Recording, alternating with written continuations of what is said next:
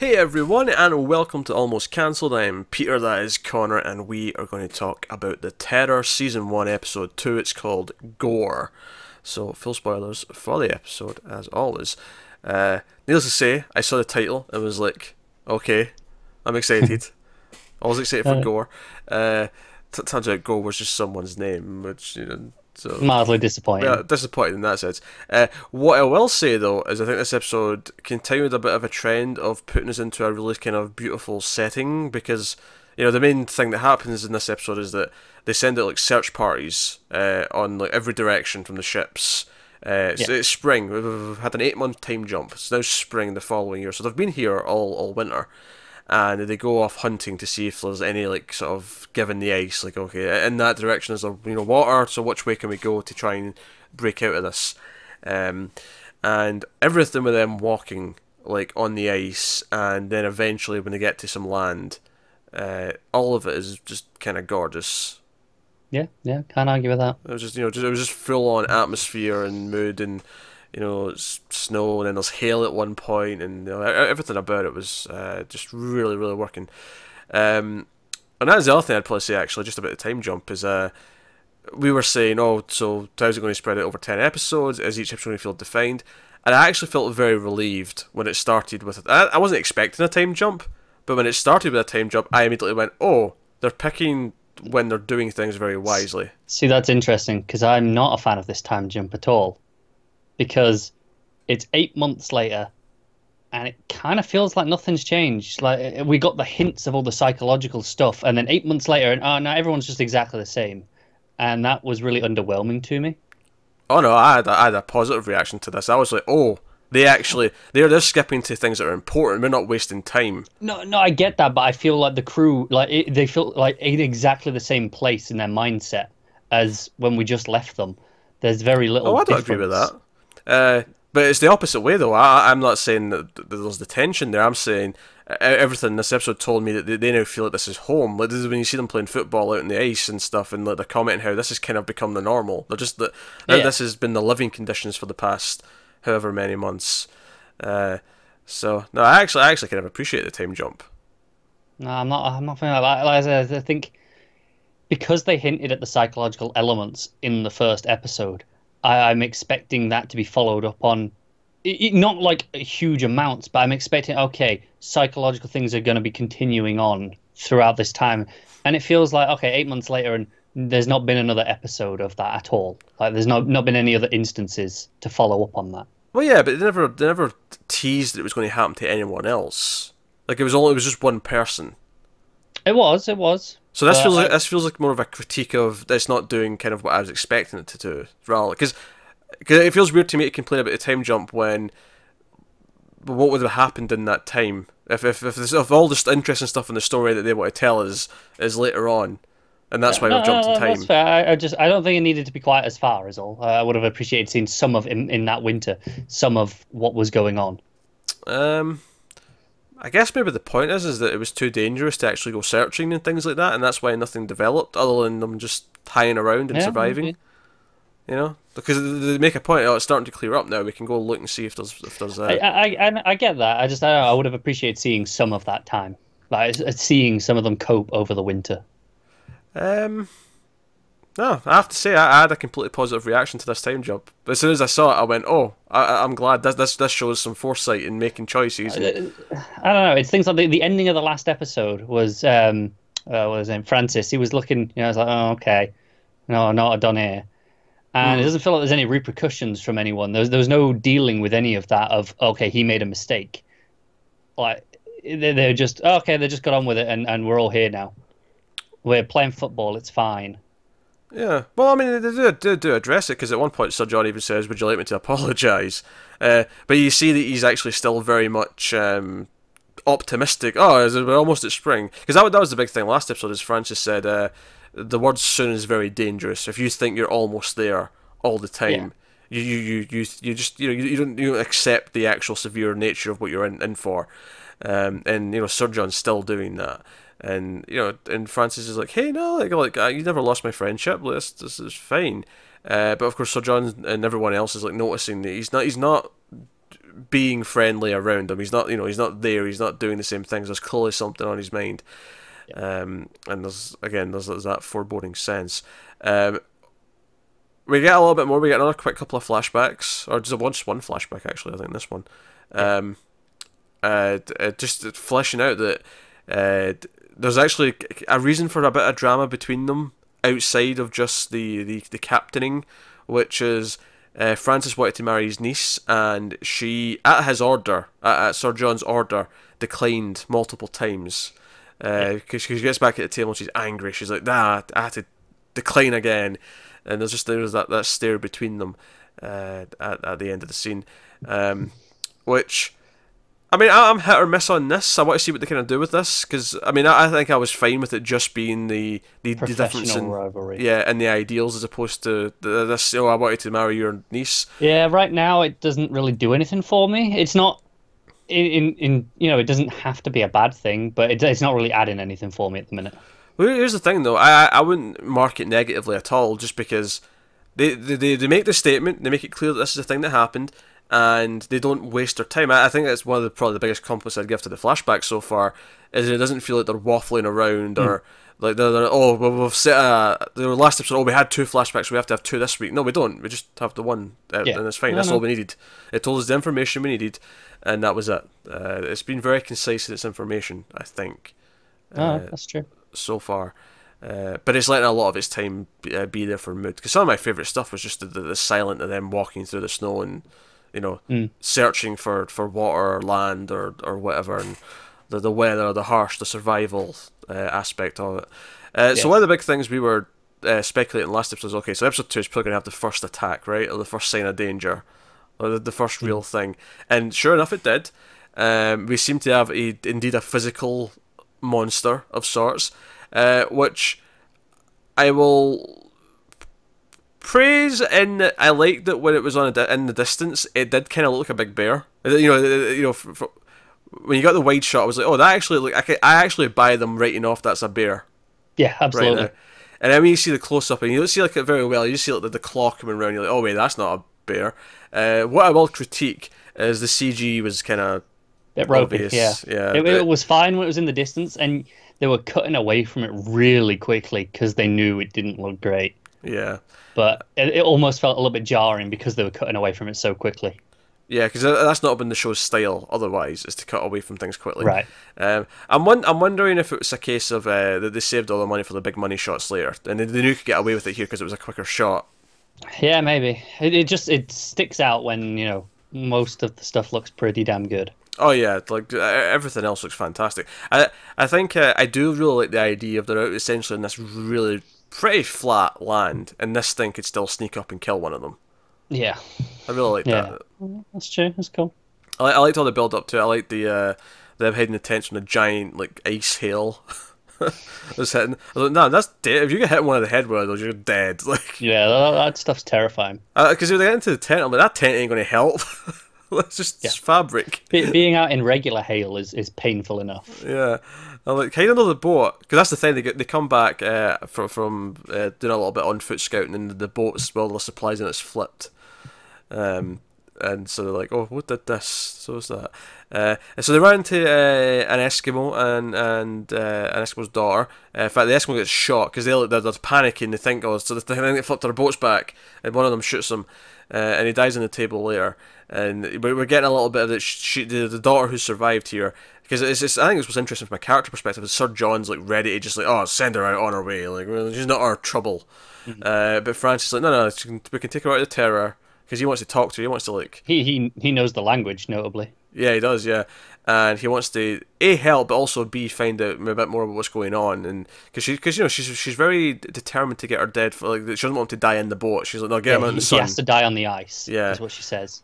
And then later on she's like, oh, it's coming, and she does this thing if it was in reverse, I'd say she was telling them they were going to get eaten, because she says, if you don't leave here, you're all going to disappear, right? Very foreboding in itself. But then she does this motion where she sort of as if she's pulling something out of her mouth, and sort of goes like that. See if it was the reverse, I'd say she's saying they're going to get eaten, because it'd be but instead it was and it was out and then both away, and I'm not entirely sure what that's that gesture meant. Me either. I'm not entirely sure. I don't know if, like, if we're going back to the idea that the monster, even if it is physical, is created from a manifestation of psychological elements.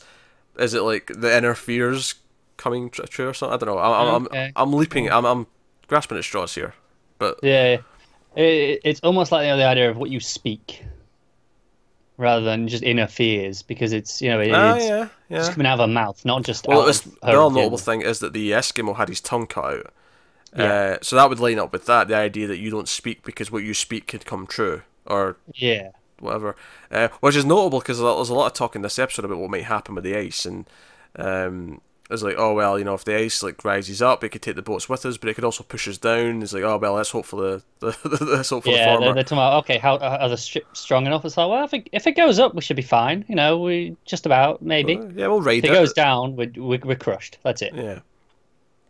And so I was like, oh, so all these fears is this a thing? I think as we see more of it, we'll get maybe how these flashbacks and his relationship with his niece, with Sir John's niece, might thematically come into play in the rift between the men, and like, I can see it being used well later on. Right now, it's just kind of what it is. Yeah, I would hope so, because otherwise it's kind of redundant information. Because this show hasn't been wasting a lot of time with pointless information as of right now. Yeah, which is why I think I trust it to use Yeah, it later. And I think what helped the flashbacks last episode is that they very clearly added to what the learning about these two characters and the the difference the between point them. of that episode. Yeah. Yeah, This one, obviously, there is point. There's point of, okay, we're still screwed here. Because I think that the key thing here is that they get to the point where they're supposed to have hope again because it's getting to spring, and instead, it still feels hopeless because they don't find anything in any direction. Like, yeah, we're screwed in every but way.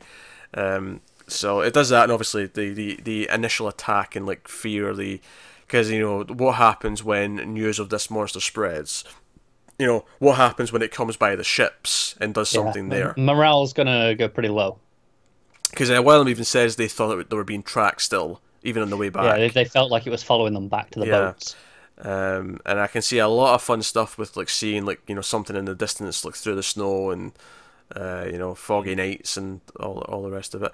And I was right about them just walking from ship to ship, because at one point Francis is just walking back to his ship, Yeah, just well, you might as casually, well, mightn't you? and he's caught.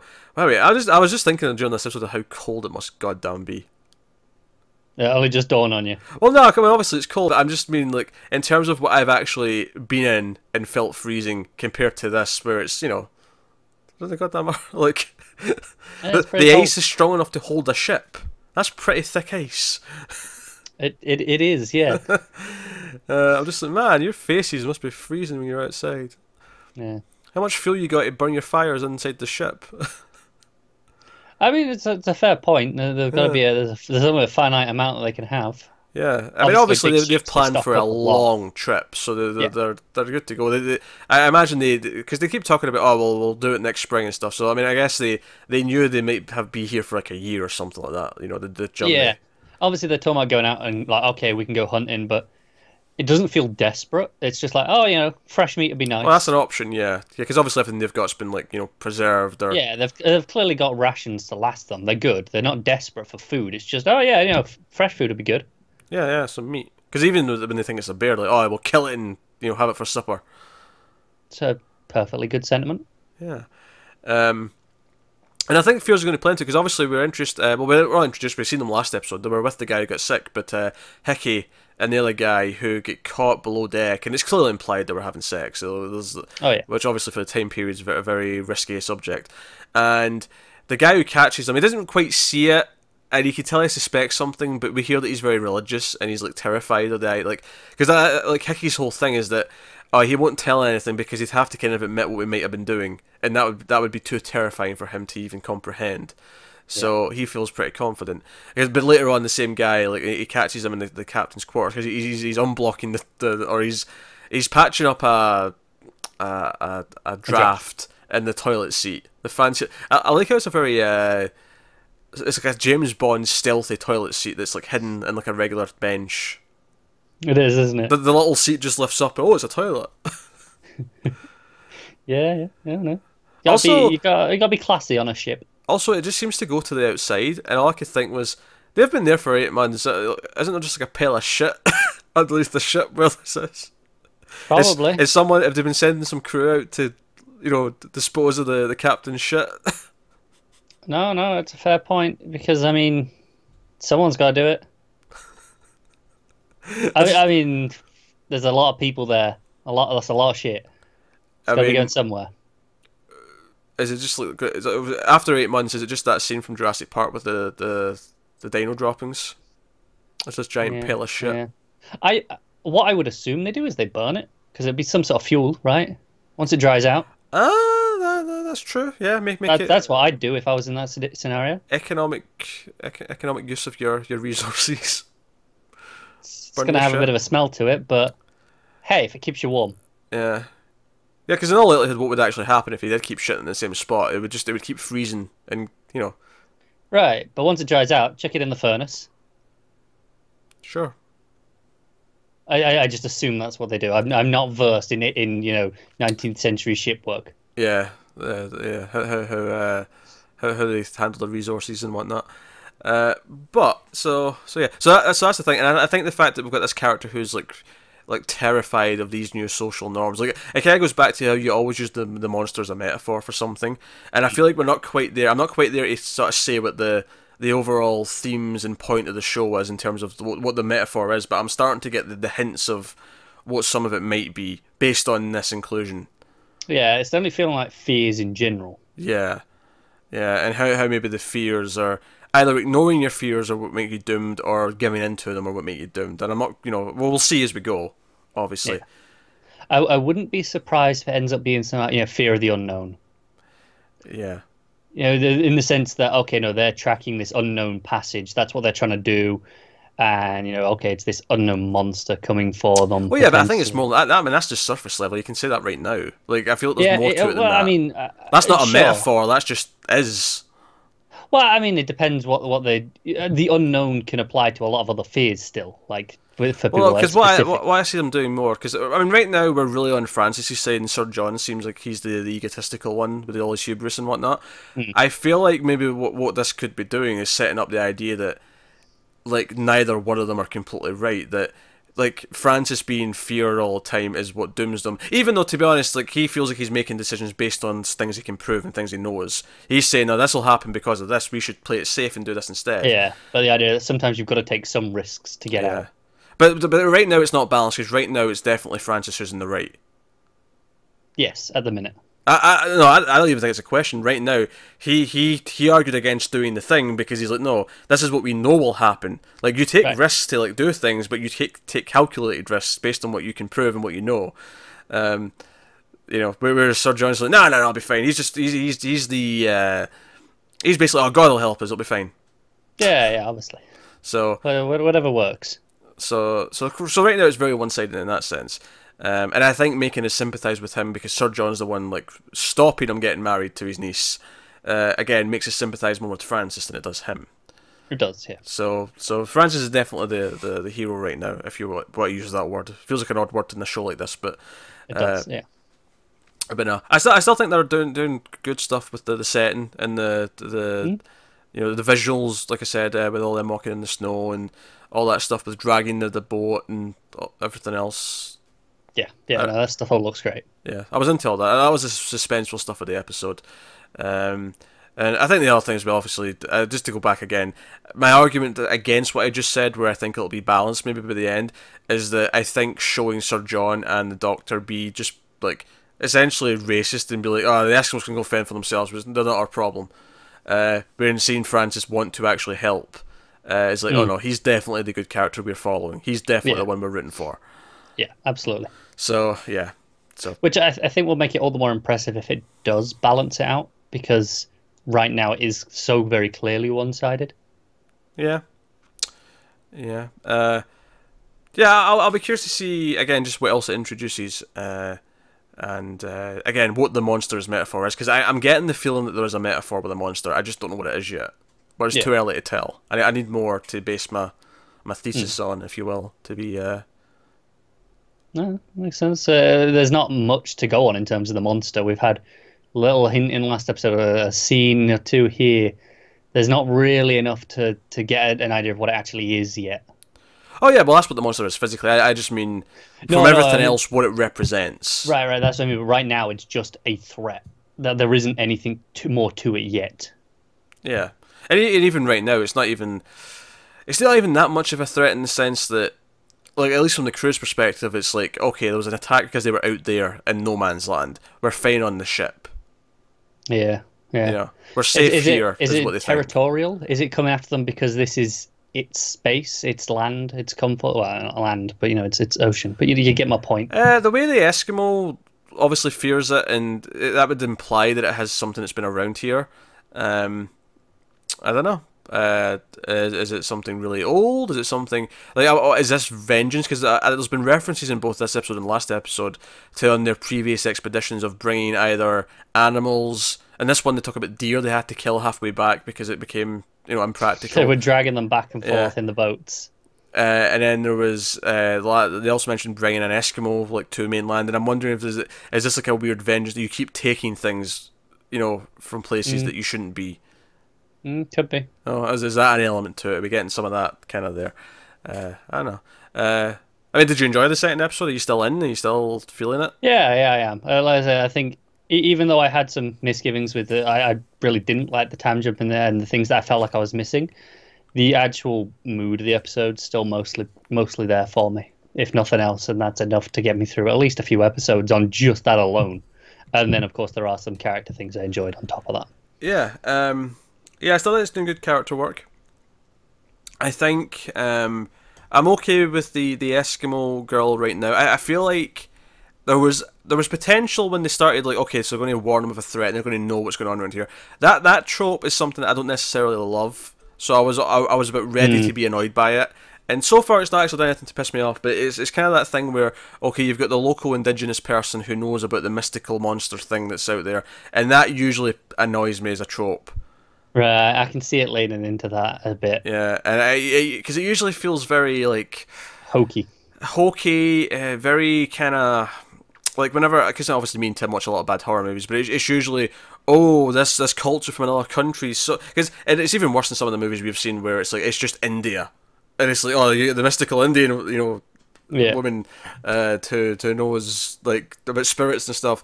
And whenever whenever a TV show has an episode with Native Americans and there's like a werewolf thing or whatever, and it's always cringeworthy, and it's always look at these mystical other cultures. They're not like us, therefore they are weird and supernatural. And it's just always kind of talky and Yeah, no, I know what you mean. insensitive even at times, depending on how they do it. This does feel like it could very quickly veer into that, like within the course of just a single It could do. conversation. It could also play it more like Predator to an extent, where, and you've just seen this for the first time, so you know what I mean by this, where the woman in that is just witnessed some stuff. It's not like part of her culture or anything, she's just there, and she's like, shit, Yeah. there's something in the jungle coming for us. It's possible, but I mean, right now, she definitely seems to know a bit more than that. She seems to, because she's scared. actively giving them warnings. You said and her father presumably knew something about this because he's cut out his tongue for whatever reason. Yeah, I think right now, I prefer the idea of them not having this warning, and it is just them discovering something as it happens. But I'll see what they do with it. Yeah, It doesn't kill it for me, it's just, yeah, little nitpicks.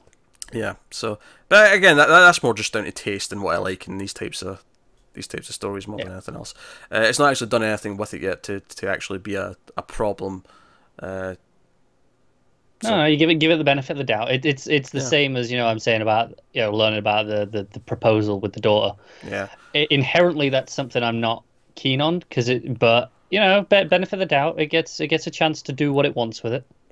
yeah, no, I give that the benefit of the doubt right now because they've proven that they're utilising what they're showing us. That nothing feels like it's been wasted time as of yet. And then secondly, I do see potential for like Sir John thinking that's why Francis is acting weird with him, but it's not. Like, he's actually I can see potential for what they're going to do with it down the line. So, but hey, so that's episode 2 of The Terror. So still enjoying it. Still looking forward to seeing where this goes. Obviously, we had 2 episodes back to back there. We'll be back next week with episode 3. So let us know what you thought of this one in the comments and stuff. And obviously, all of our speculation about what the monster is and what it represents. Readers of the book are just laughing at us, no doubt. Probably, but that's cheating. That is cheating. Yeah, how dare you read ahead? It's a cheat sheet. But hey, so we will be back next week with episode 3. Let us know what you thought of this one in the comments. Like, subscribe, all the usual stuff. Get us on the Twitters at mailed_fuzz4channelities. If you want to support the channel, head over to patreon.com/mailedfuzztv. You can do that over there. There's a link in the description, but otherwise that is us. So thank you once again. Keep watching TV. Have you got any vanilla? Ace.